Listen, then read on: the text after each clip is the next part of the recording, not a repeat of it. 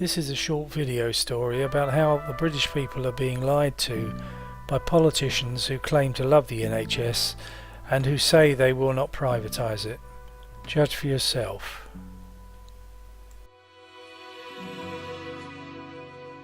The question has never been whether to reform, but how to reform.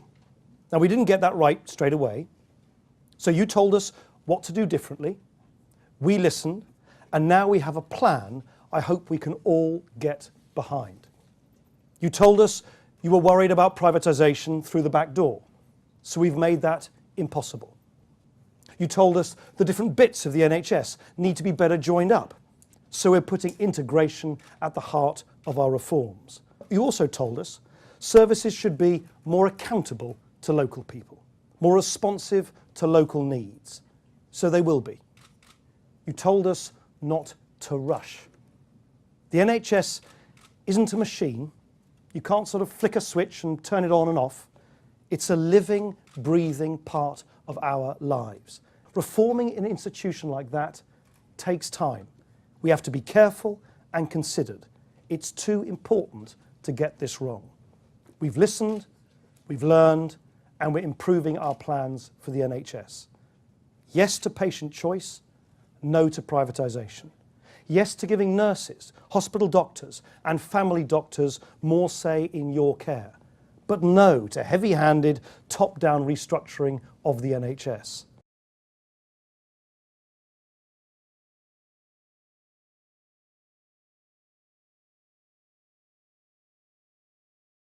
Yeah, I'm absolutely not going to allow something which fragments the NHS. It's not going to be a disruptive revolution.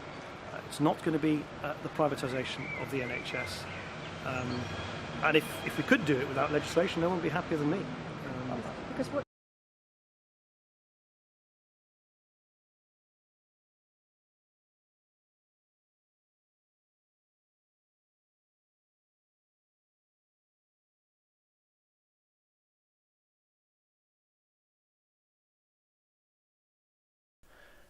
You can expect to be targeted increasingly by private healthcare companies with adverts like this.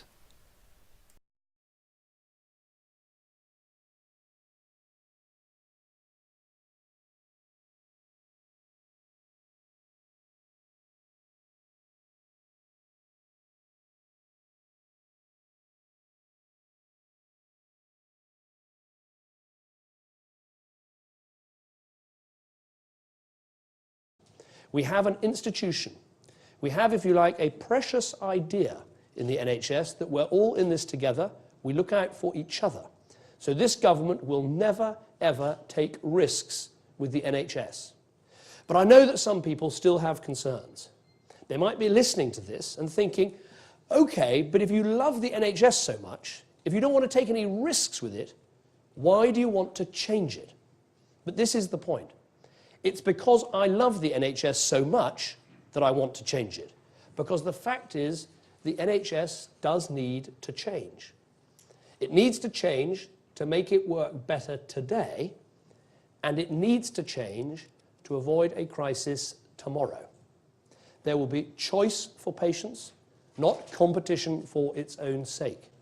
Innovation and improvement are vital, not breaking up efficient and integrated care. It will be evolutionary change, not revolutionary change. I don't picture some space-age institution a million miles away from what we have now. Let me make it clear. There will be no privatisation. There'll be no cherry-picking from private providers. There will be no new upfront costs that people have to pay to get care. Absolutely not. These are red lines we will not cross. For many people, NHS reforms is another way of saying marketisation or privatisation, and is being introduced by the government at an estimated cost of £3 billion, which could otherwise be used on frontline services. The National Health Service in England is gradually being replaced with a privatised lookalike, a commercial profit-making counterfeit that will try to gain your confidence by hiding behind that iconic blue NHS symbol. Finally, what better way to finish this video message than by showing a US healthcare bill that recently went viral. It was posted by a 20-year-old in the US. Shows almost $55,000 for a 24-hour stay for an appendicitis operation, leaving him to pay $11,000 after the insurance company had paid the difference.